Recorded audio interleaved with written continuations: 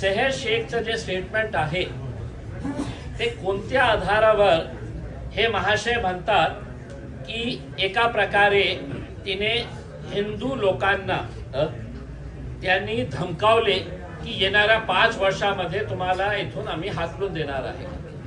आम्ही असं म्हटलं असते, तिचं स्टेटमेंट असं असलं असतं तर एक हिंदू भाऊ आज आमच्या स्टेजवर सोबत आहेत का नाही आहेत.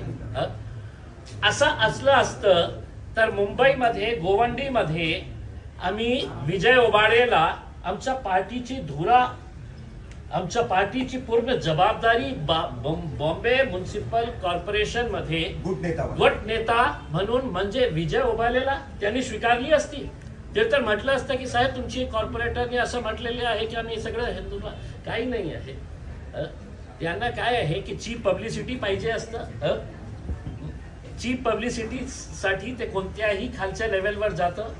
आणि भारतीय जनता पार्टीच्या काही नेत्यांना अशी सवय लागलेली आहे कि जहां पर भीड़ दिख गई वहां पे पहुंच जाओ.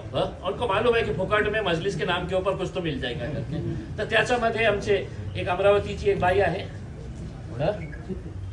तिला एमआयएम शिवाय काही जमत नाही. इम्तियाज भाई, लेकिन भारतीय जनता पार्टीचा एक छोटासा एक नेता बीजेपी वाले ही मांग कर रहे हैं क्या कि उसी को पार्टी से निकालो, जिसका आप जिक्र कर रहे हैं अमरावती वाली का.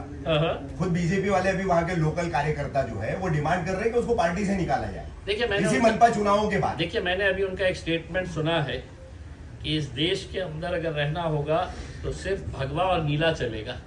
इनको तो नीला भी नहीं चलता है साहब. वो तो जरूर है, इसलिए भाजपा को नीला भी नहीं चलता है.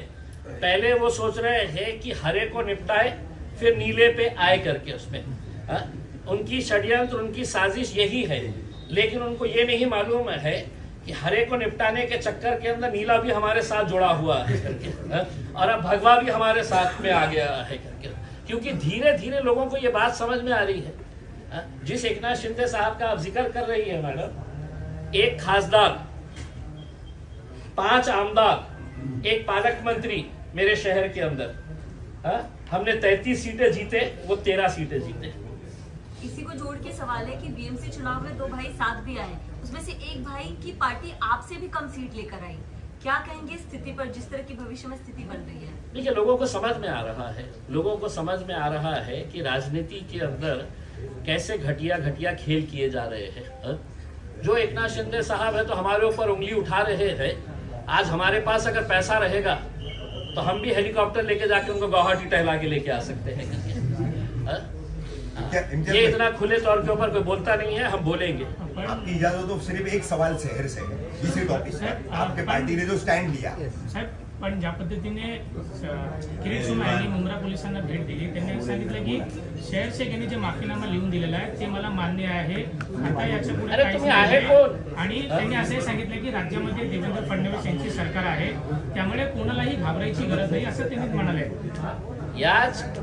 या माणसाला तू आहे कोण रे बाबा?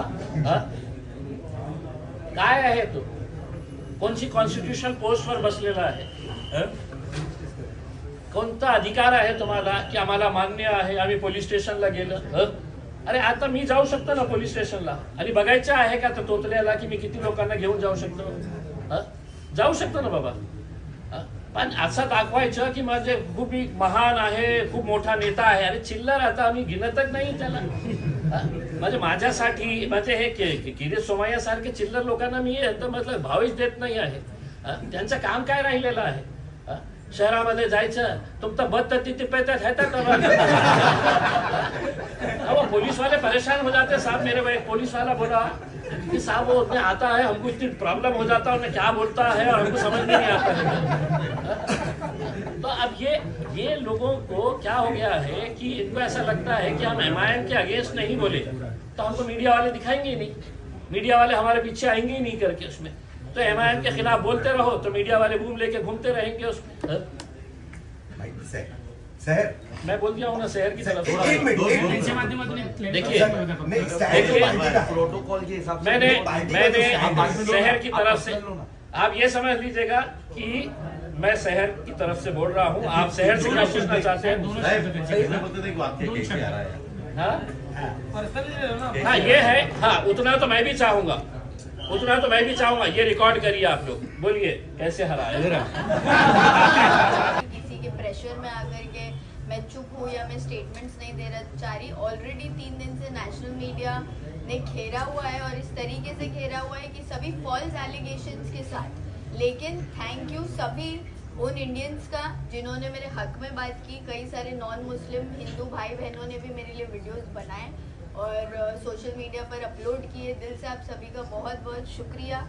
और एक बार फिर से उन हारे हुए लोगों के लिए ये स्टेटमेंट खास सभी के लिए, कैसे हराया।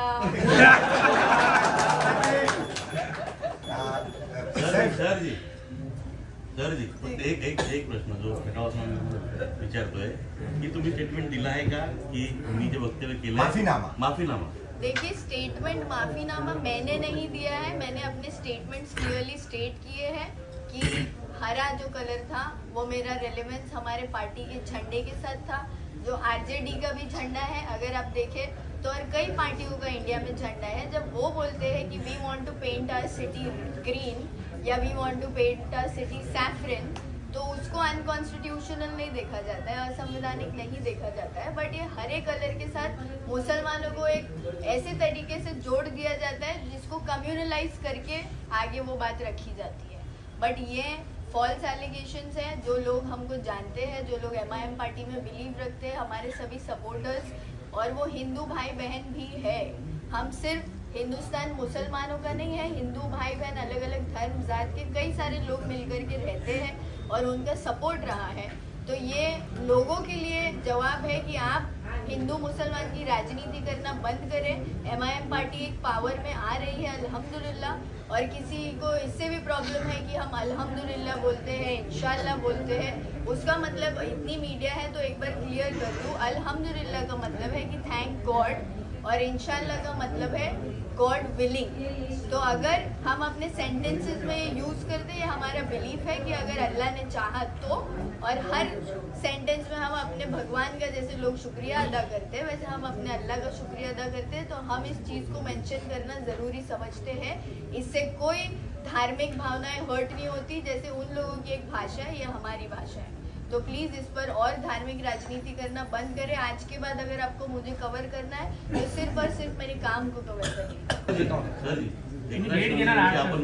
नहीं सुनिए, इनकी तरफ से मैं बोलता हूँ, अगर मुमरा के विकास के लिए अगर हमारे पूरे कॉर्पोरेटर्स को मुख्यमंत्री के पास जाना पड़े, उप मुख्यमंत्री के पास जाना पड़े, वो एक पद के ऊपर बैठे हुए हैं, पैसा है तो आसमान से नहीं आता है ना ज़मीन से उगता है। अगर हमारे शहर के विकास के लिए अगर हमारे पूरी की पूरी टीम को अगर जाना पड़े किसी के पास तो यकीनन जाएंगे, और हम पार्टी की तरफ से उनको ये इख्तियार देते हैं कि अपने शहर के विकास के लिए अगर आपको जिस किसी के पास जाकर अगर शहर का विकास होता है तो उसके लिए ज़रूर जाएंगे।